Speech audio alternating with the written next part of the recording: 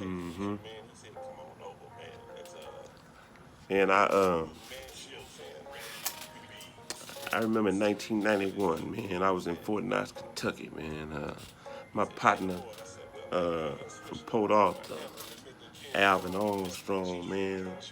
Coco, you know what I'm saying? He's a G for real, man. Me and him was together, man. That was my little homie, man. And he brought his little brother up from Port Arthur, man. He was about 17 at the time. His name Otis Armstrong, man. He's a legend back in the way at in Port Arthur, man, at that basketball, man. And so he come down and you know, I get him in the club, man. We go up in the club, me, Alvin and the Otis, man. We up in the club, man, and you know, we we southern down, man. We giving that southern swag, man. We in Jabot, man, and we clean, we stitched and itched, man. Our flavor was a little bit different from the rest, man. Them other boys, man, they was wearing them MC Hammer pants and stuff, man. They had them MC Hammer pants, big baggy things on there, out there doing all that stuff, man. And we was grooving, you know what I'm saying? We was grooving back then, man, and that's what it was, man. That was just that southern swag, man. And so, uh, uh, Armstrong, man, his brother, man, Otis, man, he was out there getting his groove on the dance floor, man, and some older chick was out there, you know what I'm saying, choosing him, man, because he was jigging with her, man, you know. He was 17, man, and he was putting it down. And next thing I know, man, I see this cat run over there, man, older cat, because I'm about maybe 21 at the time, 20, 21. Yeah, I'm 21 at the time, I believe, man, and this cat, man, he about 25, 26. He go over there, man. He putting hands on Otis behind, uh, you know, him grooving with this broad, man. So from there, uh, it was on and popping. I took off, man, and I went over there and I did what I do best, man. I put them hands on him, man, real tough, like, man, real Texas style, man. I'm from East Austin, man, so I know about, you know, chunking these things right here, man. I've been doing it for a long time since a youngster, man. So he recognized that, man. I put them hands on him real good, and even after I did that, he had him down, you know, them Port Arthur boys, man. They came over there and they gave him the business. I made sure they did that, man. You got to get yours back. You know what I'm saying? Because I was taught by some of the best, man. You know, all my fellas in the hood, man, that's what we did. We scrapped, man. We boxed and stuff, fought each other, man. And then we be loving on each other tomorrow, throwing rocks and creek busting, building bicycles and go-karts and stuff like that. But I get it from my big brother, man. My big brother was tough on me, man. He made me rough, so tough out here, you know, man. And then my kinfolk, Julius Troy Collins, man, he probably was one of the greatest ones to come out of Austin, Texas with them hands and them feet. And on top of that, I got to give props to Mr. Brian Mays. Brian Mays brought us up, man. He taught us how to, you know, kick, you know what I'm saying, had us boxing and kickboxing and all that stuff, man. So from there, you know, just to address the situation a little bit further, man.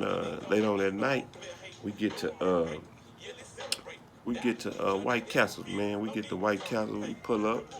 You know, it was a good night. You know what I'm saying? We done had the Tyson fight up in there, man. And, you know what I'm saying? Done work, man. Austin, Texas on the map, man. Putting it down, you know, them boys up down there. I don't think he wasn't from Kentucky. He was from somewhere else, man. We just met in the middle. And he got what he had coming to him, messing with my little homie, man, from the PA, Port Arthur. And so, get the get up there, man, and we pull up, man, and the boy, man, he walk up to me, man, and he put that pistol up in my face, man. And I looked at the barrel of that gun. I looked down into it. And, you know, I didn't run. I wasn't gonna turn and run. It was too late to run. I just looked at him, man. I stared at him in my eye, man. You gonna shoot me? You gonna shoot me with me looking right dead at you, sucker? And by the grace of God, man, all those women that was around there, they was like in disarray. They were like, "Oh my God, you weak. Why you putting the pistol out on like that?" And man, he dropped that gun, man. Went and got in that little old, you know, them old cars they used to have back in the day, them Geo trackers or whatever it was. He ran and jumped in there and sped off real fast. Because he was real popular up there in Fort Knox at the time, man. And at that point in time is when we took over Fort Knox, Kentucky, HHC 19th Engineering Battalion, 194th Armored Brigade, man. We took over, man. It belonged to us then, man. We had all the shooby doobies then. And, man, from that point, man, me and Alvin Armstrong, we was the Texas connection, man. Uh, we got we got thick together then, man. Them boys took me back to Port Arthur with them, man. Well, I'm gonna tell you like this: how it actually went. Otis went back. He got to get ready to go back to school, man. He was the youngster, man. But I love that cat, man. And then his brother Armstrong, he was there in Fort Knox with me.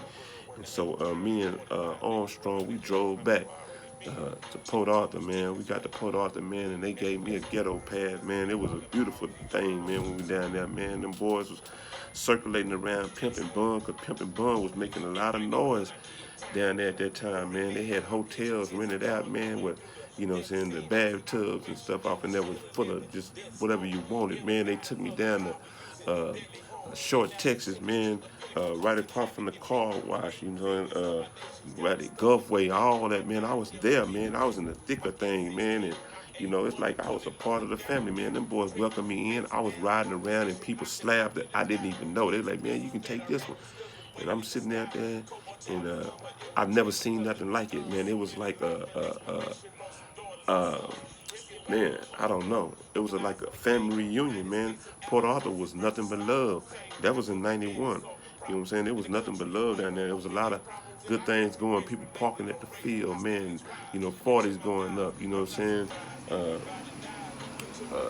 on that green, man. We was on that green and everything. And then, you know, my boy Coco, Alvin Armstrong, and Otis, man, they family, his mother, and the aunties and stuff, man, they took me in, man. They when they gave him money, they gave me money. We didn't even need it because we had money, but they still want to make sure we was all right, and I was a part of that, man. I never will forget.